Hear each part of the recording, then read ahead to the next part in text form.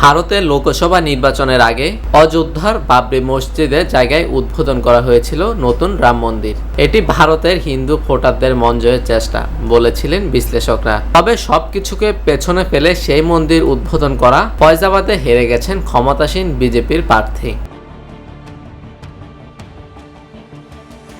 নির্বাচনের ফলাফল প্রকাশ করা হচ্ছে আজ সকাল থেকে। এরই মধ্যে অধিকাংশ আসনের ভোট গণনার ফল দেওয়া হয়েছে। এতে দেখা যায় বিজেপির ঘাঁটি বলে পরিচিত উত্তরপ্রদেশে মোদি জোটকে রক্ষা করতে পারেনি রাম মন্দির।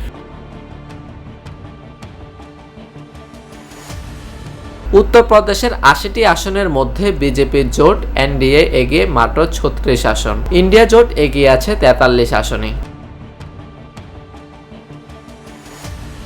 প্রাচীন স্থাপনা বাবরি মসজিদ ভেঙে রাম মন্দির যে স্থানে গড়ে তোলা হয়েছে, অযোধ্যার সেই ফয়জাবাদে হেরে গেছেন ক্ষমতাসীন বিজেপির প্রার্থী। বিজয়ী হয়েছেন সমাজবাদী পার্টির প্রার্থী অবধেত প্রসাদ।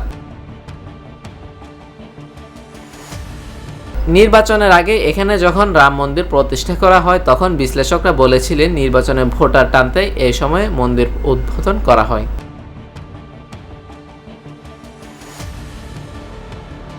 এদিকে নির্বাচনের ফলাফলে একক সংখ্যাগরিষ্ঠতা হারায় এবার হয়তো জোট সরকার গঠন করতে হবে মোদিকে। News desk, TBC news.